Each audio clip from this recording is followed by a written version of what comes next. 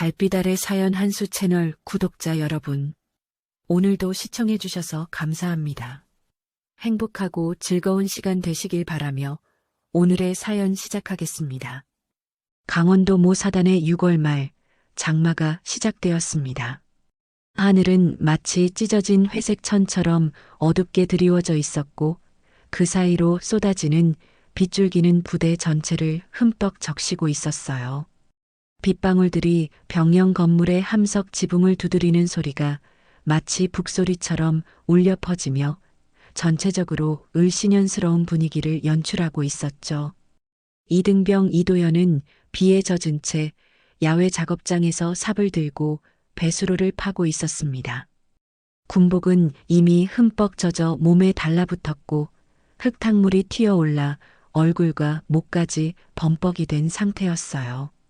빗물과 땀이 뒤섞여 등줄기를 타고 흘러내렸지만 그는 묵묵히 작업을 계속하고 있었습니다.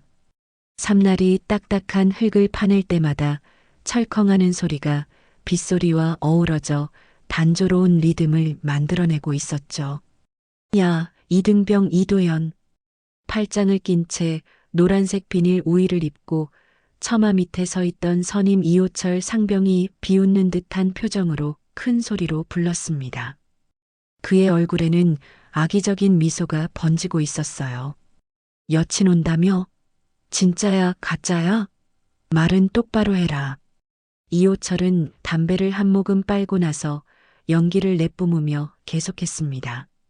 아빠가 택배 기사시라며 들었는데 혹시 쿠팡맨이 면회 오는 거 아냐? 하하. 주변에 있던 다른 선임들도 이호철의 말에 맞장구 치며 키득거렸어요. 맞아. 택배 온 줄 알고 나가면 어떡하지? 아니면 치킨 배달 온 거 아냐?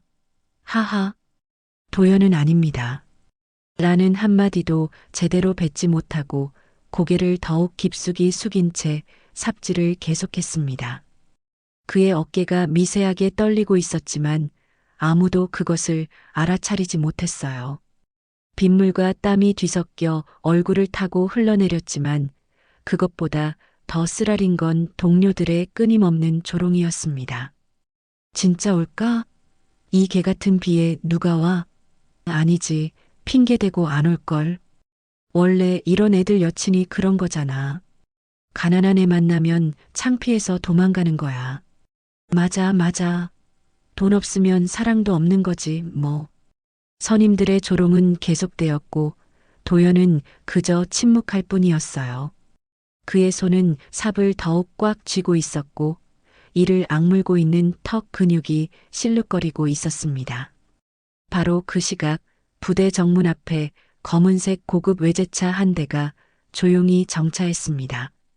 빗소리에 묻혀 엔진 소리조차 들리지 않을 정도로 조용했죠. 차량의 번호판을 본 주차장 근처의 헌병은 눈을 크게 떴어요. 저 차, 뭔가 다른데? 차에서 내린 건 하얀 우산을 쓴 한 여성이었습니다. 한소윤이었어요. 그녀는 비 오는 날씨에도 불구하고 깔끔한 베이지색 코트를 입고 있었고 발끝까지 완벽하게 매치된 하이힐을 신고 있었습니다. 그녀가 우산을 접고 비를 맞으며 부대 입구까지 걸어 들어오는 모습은 마치 영화의 한 장면 같았어요. 정문 초병은 그 모습을 보고 입을 벌린 채 멍하니 서 있었습니다. 평소에 보던 면회객들과는 전혀 다른 분위기였거든요. 면회 신청서 있으십니까? 초병의 떨리는 목소리에 소윤은 조용히 명품 가방에서 정성스럽게 작성된 서류를 꺼내 건넸습니다. 서류에 찍힌 공식 도장을 확인한 초병은 갑자기 자세를 바로 하며 굽신거리듯 통과시켜 주었어요. 아, 네. 들어가세요. 면회실로 향하는 소윤의 뒷모습을 본 헌병은 급히 동료에게 속삭였습니다. 야, 저 여자 뭐야? 민간인 맞아? 아우라가 보통이 아닌데? 면회실에 들어선 소윤을 본 주변 병사들은 즉시 수군거리기 시작했어요. 야, 진짜네. 저게 이등병 이도연 여친이야? 와, 몸매 봐라. 완전 대박이네. 어떻게 저런 여자가. 얼굴도 완전 배우급이야. 진짜 저녁까지 갈 수 있으려나? 아니야. 군대 생활 힘들다고 도망갈걸. 저런 여자가 뭐하러 여기까지 와? 그런 쑥덕거림과 시선들 속에서 도연과 소유는 면회실 한편의 플라스틱 테이블에 마주 앉았습니다. 도연은 여전히 진흙이 묻은 작업복 차림이었고 소유는 깔끔하고 우아한 옷차림이었어요. 둘 사이의 극명한 대조가 주변 사람들의 시선을 더욱 집중시켰습니다. 바로 그때 이호철 상병이 뻔뻔하게 옆 테이블로 다가와 앉으며 듣기에도 민망한 농담을 던졌습니다. 야, 이도연아. 그거 진짜 내 여자야? 와, 맛있겠다. 나도 한번 입 좀 될까? 하하. 그 순간 면회실 안의 공기가 얼어붙었어요. 도연의 얼굴이 순식간에 굳어졌고 주먹을 꽉 쥐었지만 계급과 규율 때문에 아무 말도 할 수 없었습니다. 소유는 그 말을 듣고 조용히 일어나더니 아무 말 없이 가방을 들고 면회실을 나가버렸어요. 뒤에서 들려오는 선임들의 키득거리는 웃음소리만이 더욱 크게 울려 퍼졌습니다. 면회실을 나선 소윤의 발걸음은 빨랐습니다. 하이힐이 젖은 콘크리트 바닥을 딱딱거리며 내는 소리가 빗소리와 어우러져 묘한 리듬을 만들어냈어요. 그녀의 얼굴에는 분노나 슬픔보다는 차가운 침착함이 드리워져 있었습니다. 마치 무언가를 결심한 듯한 표정이었죠. 부대 면회실 바깥 비를 피할 수 있는 작은 정자 같은 쉼터가 있었어요. 평소에는 면회 온 가족들이 잠시 쉬어가는 곳이었지만 이 비 오는 날에는 아무도 없었습니다. 소유는 그곳의 낡은 나무 벤치에 조용히 앉았어요. 비가 바람에 날려 조금씩 들어왔지만 그녀는 개의치 않는 듯 했습니다. 그녀가 명품 가방에서 꺼낸 건 최신형 스마트폰이 아니었습니다.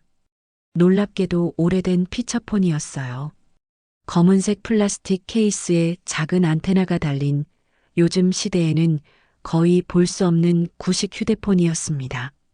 사람들이 본다면 아니, 재벌 딸이 왜 저런 구닥다리 폰을 써?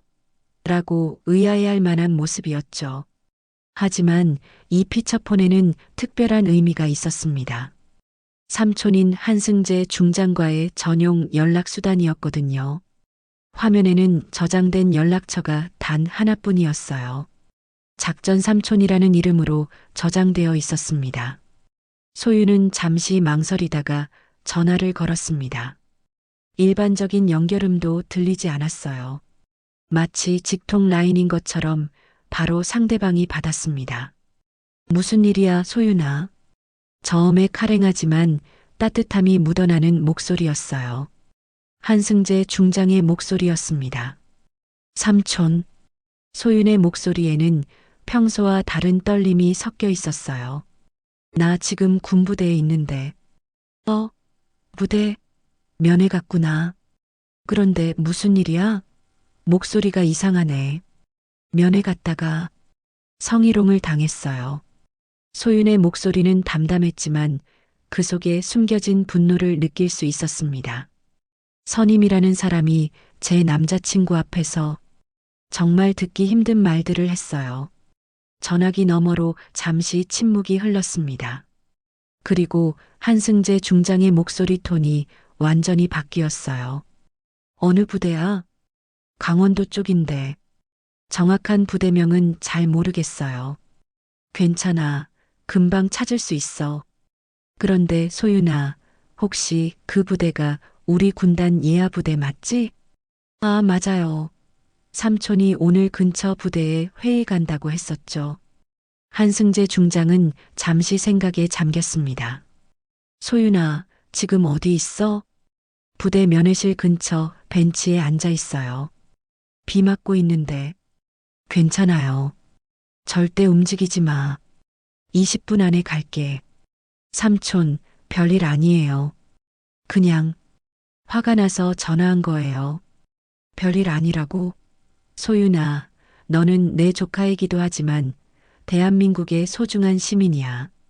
그리고 군인이 민간인에게, 특히 여성에게 그런 언행을 한다는 건 용납할 수 없는 일이야. 한승재 중장의 목소리에는 분명한 분노가 섞여 있었어요.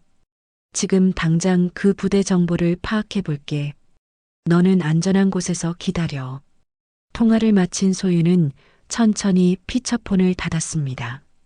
그녀의 표정에는 눈물도 슬픔도 없었어요. 오히려 단호하고 차분한 결연함이 느껴졌습니다. 마치 무언가 큰 일이 일어날 것을 예감하면서도 그것이 필요한 일이라고 확신하는 듯한 표정이었죠. 비는 여전히 내리고 있었지만 소유는 벤치에서 일어나지 않았어요. 그녀는 부대 건물들을 바라보며 조용히 앉아 있었습니다. 가끔 면회실 창문을 통해 보이는 병사들의 모습이 눈에 들어왔죠. 그런데 바로 그때 면회실 창문 틈으로 이호철 상병이 소윤의 모습을 지켜보고 있었어요. 그는 동료들과 함께 키득거리며 말했습니다. 야, 저 여자 봐. 삐져서 나가더니 비 맞고 앉아있네. 진짜 어린애 같네. 조금만 장난했다고 저러고 앉아있어? 그래도 몸매는 죽이네. 아까 걸어나갈 때 뒷모습 봤지? 와. 이호철은 비웃으며 말했습니다. 뭐야, 삐졌나? 귀엽긴 하네. 나중에 사과해주면 되겠어. 하하. 하지만 그들은 몰랐습니다. 지금 소윤이 하고 있는 건 단순한 삐침이 아니라 폭풍 전의 고요함이라는 것을요. 그리고 불과 15분 후 그들의 평범했던 일상이 완전히 뒤바뀔 거라는 사실도 전혀 예상하지 못하고 있었어요. 소윤은 여전히 조용히 앉아서 빗소리를 들으며 기다리고 있었습니다. 그녀의 손목 시계를 보니 벌써 10분이 지나가고 있었어요. 이제 곧 무언가가 일어날 시간이었습니다. 소윤과의 통화가 끝난 지 정확히 18분 후 부대 상공에서 낮고 무거운 진동이 들리기 시작했습니다. 처음에는 멀리서 들려오는 천둥 소리인 줄 알았어요. 하지만 그 소리는 점점 커지고 있었고 규칙적인 리듬을 가지고 있었습니다. 드르르르르. 헬기 로터의 특유한 소리였어요. 그것도 일반적인 헬기가 아닌 대형 군용 헬기의 소리였습니다. 정문 초소에서 근무 중이던 상병이 가장 먼저 알아챘어요. 저게 뭐야? 헬기 소리인데. 초소 안의 다른 병사도 고개를 들어 하늘을 바라봤습니다. 훈련용 헬기 아니야? 근데 이 비에? 하지만 곧 그들은 깨달았어요. 이건 평범한 훈련용 헬기가 아니었습니다. 소리의 규모가 달랐거든요. 마치 부대 전체를 뒤덮을 만큼 거대한 진동이 땅까지 울리고 있었어요. 이건 뭔가 다른데? 헬기 소리는 점점 더 가까워졌고 이제 부대 전체가 그 진동을 느낄 수 있었습니다. 병영 건물의 창문들이 덜그덕거리기 시작했고 주차된 차량들의 경보음이 여기저기서 울려 퍼졌어요. 중대 사무실에서 업무를 보던 중대장 김종훈 소령이 갑자기 고개를 들었습니다. 뭐야, 이 소리가? 우리 부대에 헬기 착륙 예정이 있었나? 옆에 있던 행정보급관이 급히 일정표를 뒤적였어요. 아닙니다, 중대장님. 오늘은 아무 일정이 없는데요. 바로 그때 정문 초소에서 비상무전이 들어왔습니다. 여기 정문 초소, 정체불명의 대형 헬기가 부대 상공에 접근 중입니다. 지시를 요청합니다. 김종훈 소령의 얼굴이 순식간에 굳어졌어요. 뭐라고? 정체불명? 대대 상황실에서도 마찬가지로 비상이 걸렸습니다. 대대장 홍성철 중령이 급히 상황실로 뛰어들어왔어요. 무슨 상황이야? 헬기가 왜 우리 부대에? 확인 중입니다. 대대장님. 하지만 이상한 게 이 헬기 일반적인 훈련용이 아닌 것 같습니다. 바로 그때 사단 본부에서 급한 전화가 걸려왔어요. 거기 혹시 혹시 군단장님 전용 헬기 착륙할 예정 있어? 대대장의 얼굴이 창백해졌습니다. 군단장 전용 헬기요? 네, 지금 우리 레이더에 포착된 헬기가 군단장 전용기 식별 신호를 보내고 있습니다. 그 순간 부대 전체에 비상이 걸렸어요. 사단장 정한수 장군까지 급히 정복 착용 지시가 떨어졌습니다. 무슨 일이야? 누가 내려온다고? 정한수 장군은 평소 침착한 성격이었지만 이번엔 명백히 당황하고 있었어요. 군단장이 예고 없이 부대를 방문한다는 건 결코 좋은 신호가 아니었거든요. 장군님, 정확한 사유는 파악되지 않았습니다. 하지만 긴급 상황인 것 같습니다. 정문에는 이미 검은 제복의 군단 헌병들이 도열해 있었어요. 그들은 언제 온 건지 마치 헬기보다 먼저 도착해서 기다리고 있는 것 같았습니다. 헌병들의 표정은 차가웠고 움직임 하나하나가 정확했어요. 면회실에서 아직도 키득거리며 농담을 주고받던 병사들은 갑작스러운 헬기 소리에 깜짝 놀랐습니다. 뭐야, 저 소리? 헬기인데. 완전 가까이 있는 것 같은데? 이호철 상병도 창밖을 내다봤어요. 뭐야, 훈련이야? 근데 이 날씨에? 하지만 곧 그들은 이상한 점을 발견했습니다. 헬기가 부대 뒤편, 정확히 면회실 뒤쪽 공터로 향하고 있다는 것이었어요. 저기 착륙하려나? 근데 저 공터 착륙장 아닌데? 헬기는 점점 더 낮게 내려오고 있었고 그 바람에 주변의 텐트와 임시 구조물들이 심하게 휘날리기 시작했어요. 면회실 창문도 강한 바람 때문에 덜컹거렸습니다. 와, 진짜 착륙하네. 근데 저거 뭔가 다른데? 일반 헬기 아닌 것 같은데? 마침내 헬기가 착륙했습니다. 거대한 검은색 헬기였고 측면에는 특별한 마크가 새겨져 있었어요. 군단장 전용기였습니다. 로터가 서서히 멈춰가면서 강한 바람도 점차 잦아들었어요. 그리고 헬기 문이 열렸습니다. 정복을 완벽하게 차려입은 한 남자가 조용히 내려왔어요. 어깨에는 삼성이 빛나고 있었습니다. 한승재 중장이었어요. 그의 표정은 차가웠고 걸음걸이는 확고했습니다. 주변을 둘러보더니 곧바로 면회실 방향으로 걸어가기 시작했어요. 면회실에 있던 모든 사람들이 입을 벌린 채 그 모습을 지켜봤습니다. 분위기가 완전히 바뀌었어요. 아까까지 키득거리던 웃음소리는 온데간데 없이 사라졌고 숨소리조차 조심스러워졌습니다. 한승재 중장이 면회실 문을 열고 들어왔어요. 그 순간 실내의 모든 소리가 멈췄습니다. 심지어 밖에서 들려오던 빗소리마저 작게 느껴질 정도였어요. 중장은 천천히 실내를 둘러보더니 차분하지만 위압적인 목소리로 말했습니다. 조카를 괴롭힌 건 누굽니까? 그 한마디에 면회실의 공기가 얼어붙었어요. 이호철 상병을 비롯한 모든 병사들의 얼굴이 순식간에 창백해졌습니다. 한승재 중장의 차가운 시선이 면회실 안을 훑었습니다. 그의 눈빛은 마치 레이저처럼 날카로웠고 그 시선을 받는 모든 사람들이 움츠러들었어요. 평소에 큰 소리치던 선임들도 숨소리조차 내지 못하고 있었습니다. 다시 묻겠습니다. 조카를 괴롭힌 건 누구입니까? 중장의 목소리는 낮았지만 그 속에 담긴 분노는 누구나 느낄 수 있었어요. 이호철 상병은 목구멍이 말라붙어서 침을 삼키기조차 어려웠습니다. 바로 그때 급히 뛰어온 대대장 홍성철 중령이 면회실로 들어왔어요. 정복을 급하게 입느라 단추 하나가 잘못 채워져 있었지만 그럴 겨를도 없었습니다. 군단장님, 예고 없이 방문하셨다니 무슨 일이십니까? 한승재 중장은 대대장을 차갑게 바라봤습니다. 무슨 일이냐고요? 여기 제 조카가 면회를 왔다가 성희롱을 당했습니다. 이게 대한민국 군대의 현실입니까? 성희롱이요? 대대장의 얼굴이 순식간에 굳어졌어요. 그런 일이 있었다니. 즉시 조사하겠습니다.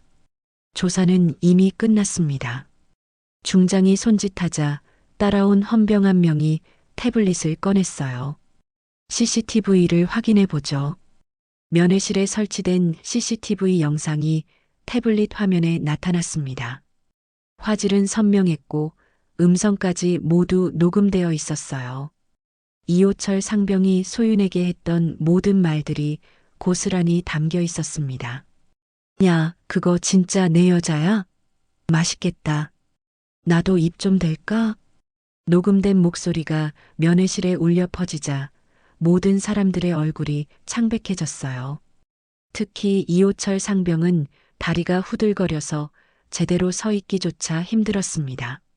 한승재 중장은 영상을 중단시키고 천천히 돌아봤습니다.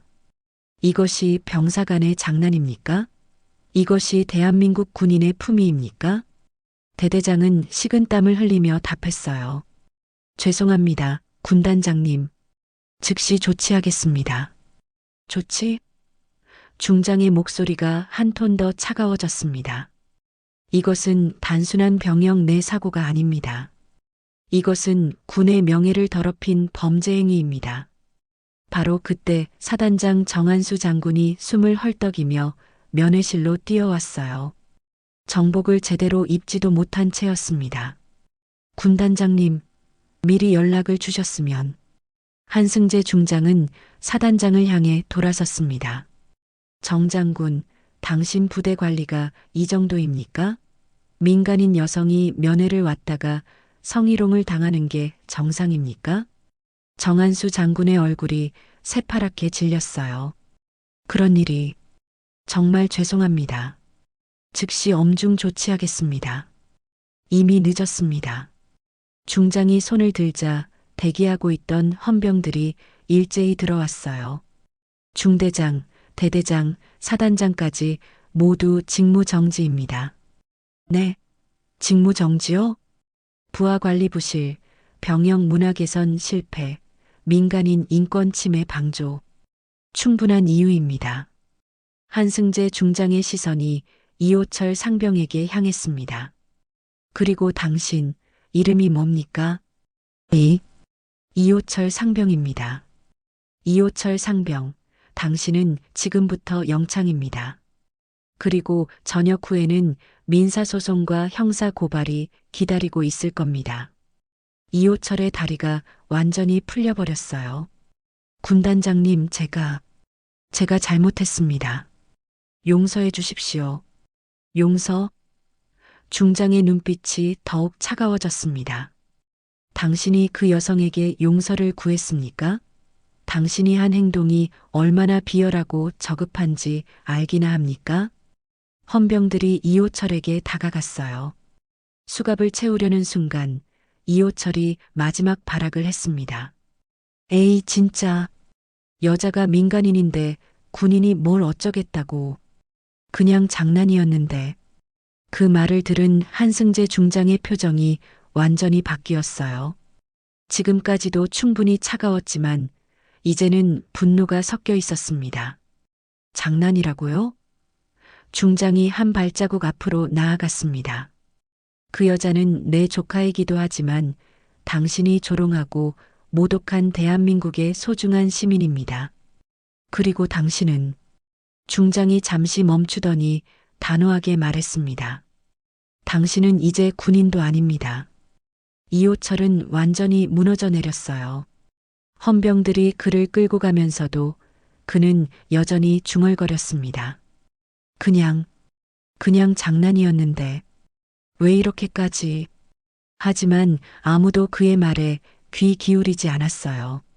면회실에 있던 다른 병사들도 모두 조사 대상이 되었고 헌병들이 하나씩 신원을 확인하고 있었습니다. 한승재 중장은 대대장에게 말했습니다. 오늘부터 이 부대는 군단 직속 감찰단이 상주합니다. 병역 문화 전면 개선, 인권교육 강화, CCTV 시스템 점검까지 모든 것을 재점검할 겁니다. 네, 알겠습니다.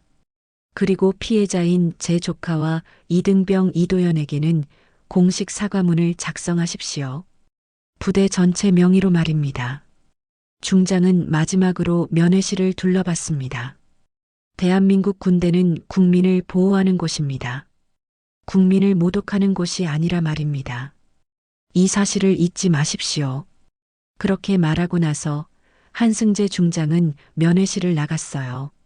뒤에는 완전히 바뀐 분위기의 부대가 남겨졌습니다. 아까까지의 웃음소리와 농담은 온데간데 없이 사라졌고 모든 사람들이 숨죽인 채 상황을 지켜보고 있었어요. 바깥에서는 여전히 비가 내리고 있었지만 부대 안의 분위기는 완전히 달라져 있었습니다. 한승재 중장이 떠난 후 부대는 완전히 다른 곳이 되었습니다. 마치 태풍이 지나간 후에 고요함 같았어요. 하지만 이 고요함은 평화로운 것이 아니라 긴장감으로 가득 찬 침묵이었습니다. 다음 날 아침 기상나팔 소리와 함께 부대 전체에 비상이 걸렸어요. 어제까지 부대를 지휘하던 중대장, 대대장, 사단장이 모두 자리에 없었습니다. 대신 군단에서 파견된 임시 지휘관들이 부대를 접수했어요. 전 병사 집합, 새로 부임한 임시 대대장의 목소리가 부대 전체에 울려 퍼졌습니다. 김철민 중령이었어요. 그의 첫 마디는 단호했습니다. 어제 있었던 일은 단순한 개인의 일탈이 아닙니다. 이것은 대한민국 군대의 근본적인 문제입니다. 오늘부터 이 부대는 완전히 새롭게 태어날 것입니다. 병사들은 모두 긴장한 채로 서 있었어요. 평소에 큰 소리치던 선임들도 고개를 숙인 채 말 한마디 하지 못하고 있었습니다. 첫째, 병영 문화 교육을 매일 실시합니다. 둘째, 모든 공용 공간에 CCTV가 추가 설치됩니다. 셋째, 외부 감찰단이 상주하며 지속적으로 부대 상황을 점검합니다. 김철민 중령의 말이 계속되었어요. 그리고 넷째, 어떤 형태의 괴롭힘이나 성희롱도 즉시 영창 및 전역 조치됩니다. 예외는 없습니다. 이등병 이도연은 다른 병사들과 함께 서 있었지만 그의 어깨는 어제와 달리 꼿꼿했어요. 주변 시선들도 완전히 달라져 있었습니다. 어제까지 그를 조롱하던 선임들은 이제 눈도 마주치려 하지 않았거든요. 점심시간 식당에서의 분위기도 180도 달라졌습니다. 평소에 시끄럽던 식당이 조용했어요. 병사들은 모두 조심스럽게 식사를 하고 있었고 큰 소리로 떠드는 사람은 아무도 없었습니다. 야, 밥 좀 더 줘. 평소 같으면 당연히 나왔을 이런 말도 이제는 죄송합니다. 밥 좀 더 주실 수 있을까요? 로 바뀌었어요. 급식 담당 병사들도 깜짝 놀랄 정도였습니다. 도연이 자리에 앉자 옆에 있던 같은 기수 이병이 조심스럽게 말을 걸었어요. 도연아, 어제 일 괜찮아? 응, 괜찮아. 도연의 대답은 담담했지만 그의 목소리에는 어제와 다른 자신감이 묻어 있었어요. 근데 진짜 대박이었어. 헬기까지 오고 군단장이 직접 오시다니. 도연은 고개를 끄덕였지만 많은 말을 하지 않았어요. 하지만 그의 표정에서는 무언가 달라진 게 느껴졌습니다. 예전처럼 움츠러들거나 고개를 숙이지 않았거든요. 오후 훈련 시간에도 변화는 계속되었습니다. 평소에 부당한 지시를 내리거나 개인적인 심부름을 시키던 선임들이 모두 조심스러워해 했어요. 이등병 이도현, 훈련 준비 완료됐나? 네, 완료됐습니다. 도연의 대답 소리도 전보다 훨씬 또렷했어요. 주변 병사들이 모두 그 변화를 느낄 수 있었습니다. 훈련 중에도 선임들의 태도가 완전히 달라져 있었어요. 어제까지만 해도 야, 이거 해라, 저거 해라 하며 반말로 지시하던 것들이 이제는 이등병 이도현, 이렇게 해보겠나? 같은 정중한 말투로 바뀌었습니다. 저녁 시간 부대 전체에 특별 교육이 실시되었어요. 군단에서 파견된 인권교육 담당관이 직접 강의를 했습니다. 군대는 계급사회입니다. 하지만 계급이 인격을 무시할 권리를 주는 건 아닙니다. 상급자는 하급자를 존중해야 하고 하급자도 인간으로서의 기본적인 존엄성을 보장받아야 합니다. 교육 담당관의 말이 계속되었어요. 특히 성희롱이나 인격 모독은 어떤 이유로도 정당화될 수 없습니다. 이는 범죄 행위입니다. 병사들은 모두 진지하게 듣고 있었어요. 어제의 충격이 워낙 컸기 때문에 누구도 이런 교육을 가볍게 여기지 않았습니다. 교육이 끝난 후 도연은 혼자 부대 뒤편을 산책했어요. 어제 소윤이 앉아있던 벤치가 보였습니다. 비는 그쳤지만 벤치는 아직도 젖어 있었어요. 그때 뒤에서 발소리가 들렸습니다. 돌아보니 임시 대대장 김철민 중령이 다가오고 있었어요. 이등병 이도현인가? 네, 맞습니다. 어제 일로 많이 힘들었을 텐데 괜찮나? 도연은 잠시 생각하다가 대답했어요. 처음에는 화났지만 이제는 괜찮습니다. 오히려 뭔가 달라진 것 같아서 좋습니다. 김철민 중령이 미소를 지었어요. 그래, 이 부대가 앞으로도 계속 이런 모습이었으면 좋겠다. 너도 당당하게 군 생활하거라. 네, 감사합니다. 그날 밤 생활관 분위기도 완전히 달라져 있었어요. 평소에 후임들을 괴롭히던 선임들이 모두 조용했고 불합리한 지시나 얼차려도 사라졌습니다. 도연은 침대에 누워 천장을 바라보며 생각했어요. 어제까지만 해도 매일이 고통스러웠는데 이제는 뭔가 달라진 것 같았습니다. 소윤의 한 통의 전화가 이 모든 걸 바꿔놓았다는 게 신기했어요. 내일 소윤에게 편지를 써야겠다. 도연은 그렇게 생각하며 눈을 감았습니다. 처음으로 평화로운 잠에 들 수 있을 것 같았어요. 장마가 끝나갈 무렵이었습니다. 며칠 전까지만 해도 회색빛 하늘을 뒤덮고 있던 먹구름들이 서서히 걷히고 있었어요. 햇살이 구름 사이로 비치기 시작했고 부대 곳곳에 고여있던 무릉덩이들도 점점 마르고 있었습니다. 이등병 이도연은 평소와 다름없이 오전 훈련을 마치고 있었어요. 하지만 그의 모습은 몇 주 전과는 확연히 달랐습니다. 어깨는 꼿꼿했고 걸음걸이에도 자신감이 느껴졌어요. 주변 동료들과의 관계도 훨씬 자연스러워졌습니다. 도연아, 오늘 면회 온다며?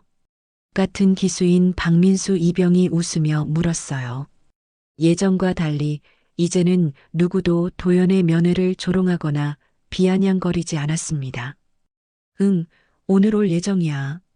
와, 좋겠다. 그 누나 정말 예쁘더라. 너 복 터진 거야. 도연은 부끄러워하며 웃었어요. 그런가? 점심을 마친 후 도연은 면회 준비를 위해 세면장으로 향했습니다. 거울 앞에서 깔끔하게 면도를 하고 머리도 정성스럽게 빗었어요. 정복도 구김 하나 없이 다림질해서 입었습니다. 오후 2시쯤 정문 초소에서 연락이 왔어요. 이등병 이도현 면회객이 오셨습니다. 도연의 얼굴에 환한 미소가 번졌어요. 급히 면회실로 향하는 그의 발걸음이 가벼웠습니다. 면회실 앞에 도착했을 때 도연은 잠시 걸음을 멈췄어요. 문을 열기 전에 한 번 더 옷매를 정리하고 깊게 숨을 들이쉬었습니다. 문을 열고 들어간 면회실 풍경은 몇 주 전과는 완전히 달랐어요. 병사들은 모두 정중하게 대화하고 있었고 큰 소리나 거친 말은 들리지 않았습니다. CCTV도 새로 설치되어 있었고 면회실 한편에는 인권보호 안내문이 크게 붙어 있었어요. 그리고 거기 구석자리 테이블에 소윤이 앉아 있었습니다. 이번에는 화려한 옷차림이 아니었어요. 수수한 하늘색 원피스에 커다란 밀짚 모자를 쓰고 있었습니다. 화장도 진하지 않았고 전체적으로 소박하면서도 단정한 모습이었어요. 하지만 그런 그녀가 더욱 아름다워 보였습니다. 소윤아. 도연이 다가가자 소윤이 고개를 들었어요. 그녀의 얼굴에는 따뜻한 미소가 번지고 있었습니다. 도연 오빠, 안녕하세요. 앉아, 앉아. 오느라 고생했어. 둘은 마주 앉았어요. 몇 주 전에 그 어색하고 긴장된 분위기와는 전혀 달랐습니다. 주변 시선들도 호의적이었고 누구도 불쾌한 농담을 던지지 않았어요. 여기 분위기가 많이 달라졌네요. 소윤이 주변을 둘러보며 말했어요. 응. 그날 이후로 많은 게 바뀌었어.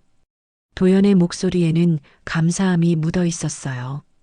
미안해요, 오빠. 제가 그날 너무 갑작스럽게 나가버려서. 도연이 고개를 저었어요. 아니야, 미안할 건 없어. 오히려 고마워. 고마워요? 응. 그날 내가 아무 말도 못한 거 평생 후회할 뻔했어. 근데 소윤이가 그렇게 해준 덕분에 모든 게 바뀌었잖아. 소윤은 잠시 망설이다가 말했어요. 사실 삼촌한테 전화한 거였어요. 너무 화가 나서. 알고 있어. 그리고 그렇게 해줘서 고마워. 두 사람은 잠시 조용히 앉아 있었어요. 하지만 어색한 침묵이 아니라 편안한 정적이었습니다. 오빠, 밖에서 이야기할까요? 날씨도 좋고. 도연이 고개를 끄덕였어요. 좋아. 둘은 면회실을 나와 뒤편에 있는 작은 정원으로 갔습니다. 며칠 전에 새로 만들어진 곳이었어요. 벤치 몇 개와 예쁜 화단이 조성되어 있었습니다. 여기 언제 생겼어요? 얼마 전에 만들어졌어. 면회객들이 편하게 쉴 수 있도록 만든 거래. 둘은 벤치에 나란히 앉았어요. 따뜻한 햇살이 얼굴을 비추고 있었고 멀리서 새소리도 들려왔습니다. 소윤아, 그날 정말 미안했어. 뭐가 미안해요? 내가 아무 말도 못한 거. 소윤이를 지켜주지 못한 거. 소윤이 도연의 손을 살며시 잡았어요. 오빠는 아무 잘못이 없어요. 오히려 그날 오빠 눈빛을 봤거든요. 내 눈빛? 네. 오빠는 눈을 피하지 않았어요. 화나고 분한 표정으로 저를 바라봤죠. 그때 알았어요. 오빠가 정말 저를 아끼고 있다는 걸. 도연의 가슴이 따뜻해졌어요. 정말? 삼촌이 그러더라고요. 진짜 사랑하는 사람 앞에서는 눈을 피할 수 없다고. 그날 오빠 눈에서 그걸 봤어요. 두 사람은 말없이 손을 맞잡고 앉아 있었어요. 주변에서는 다른 면회객들과 병사들이 즐겁게 대화하는 소리가 들려왔습니다. 평화롭고 따뜻한 분위기였어요. 소윤아, 앞으로도 계속 면회 와줄 거지? 당연하죠. 오빠가 전역할 때까지요. 그럼 전역하고 나서도? 소윤이 얼굴을 빨갛게 물들이며 고개를 끄덕였어요. 그것도 당연하죠.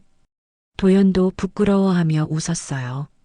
두 사람의 손이 더욱 꽉 맞잡혔습니다.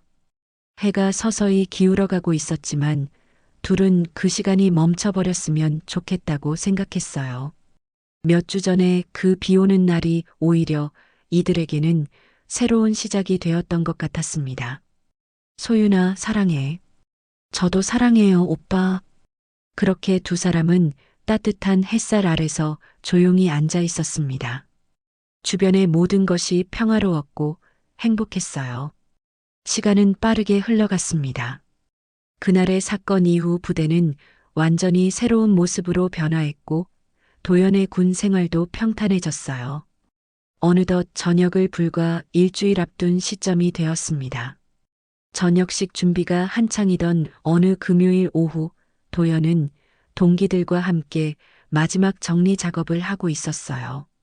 개인 물품들을 정리하고 부대에서 사용했던 장비들을 반납하는 일들이었습니다. 와, 진짜 저녁이구나. 시간 진짜 빨리 간다. 동기 박민수가 감회에 젖은 듯 말했어요. 맞아.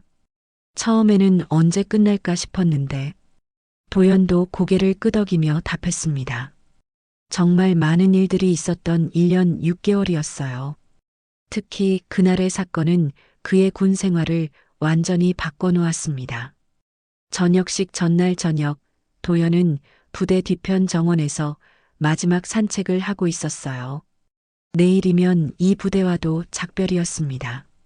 소윤과 처음 만났던 면회실, 그날 비를 맞으며 앉아있던 벤치, 모든 것이 추억으로 남을 예정이었어요. 그런데 정원을 걷던 중 멀리서 익숙한 차 소리가 들려왔습니다. 헬기 소리는 아니었지만 뭔가 특별한 차량이 부대에 들어오는 것 같았어요. 무슨 차지? 도연이 고개를 돌려 정문 쪽을 바라보니 검은색 승용차 한 대가 조용히 들어오고 있었습니다. 번호판을 보니 군 고위 간부들이 사용하는 차량이었어요. 잠시 후 부대 방송이 울려 퍼졌습니다. 내일 전역하는 병사들은 모두 대강당으로 집합하시기 바랍니다. 도연을 포함한 전역 예정자들이 대강당으로 향했어요. 평소보다 분위기가 좀 특별해 보였습니다. 간부들의 표정도 긴장되어 있었고 뭔가 중요한 인물이 온 것 같았어요. 대강당에 도착하니 이미 임시 대대장 김철민 중령을 비롯한 주요 간부들이 모여 있었습니다.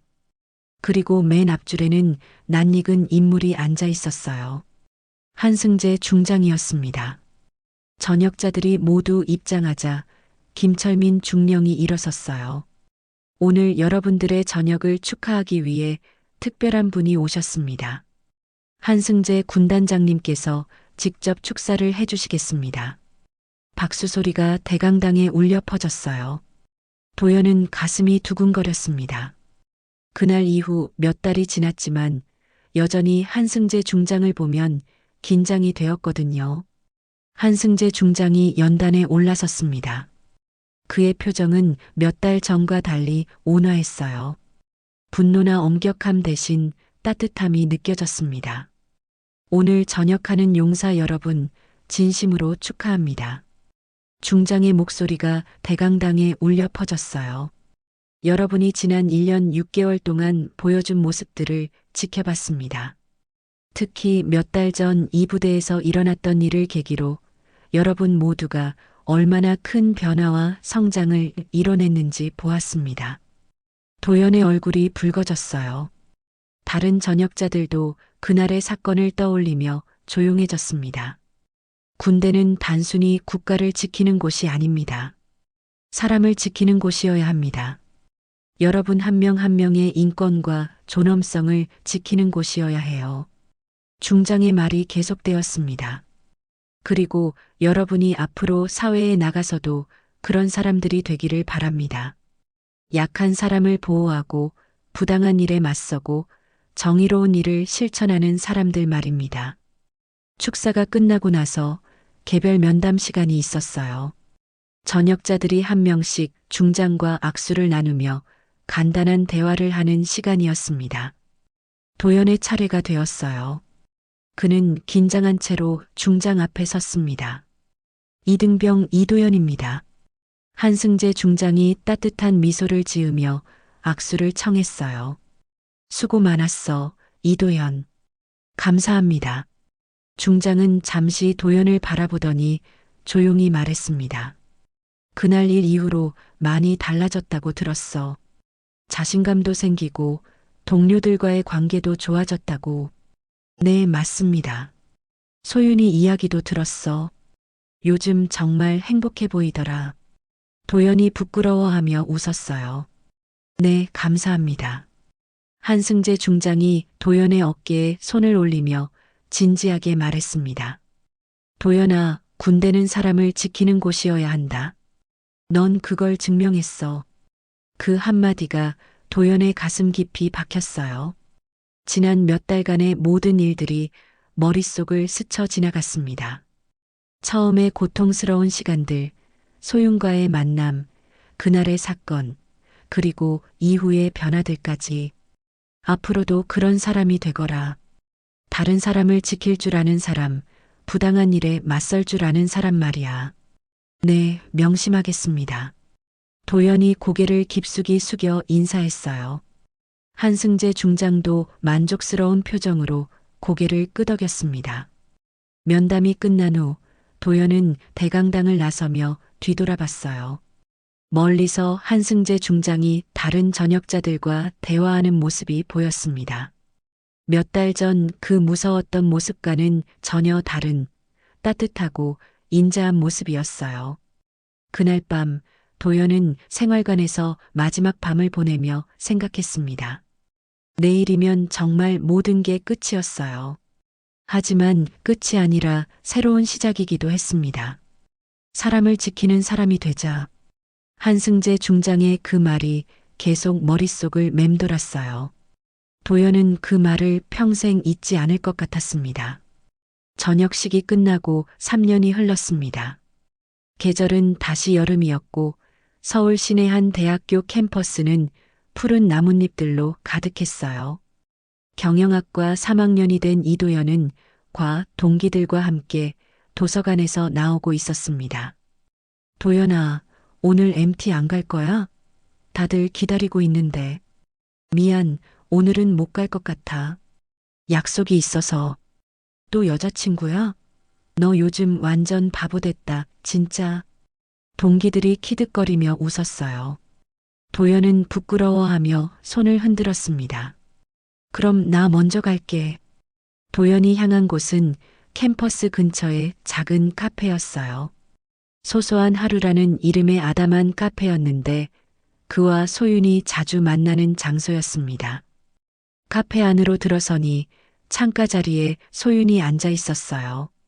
그녀는 이제 사회복지학과 2학년이 되었고 다양한 사회활동에 참여하고 있었습니다. 오늘도 두꺼운 책 몇 권과 노트북을 펼쳐놓고 무언가를 열심히 작업하고 있었어요. 소윤아, 미안. 늦었어? 아니에요. 저도 방금 왔어요. 소윤이 환하게 웃으며 일어났어요.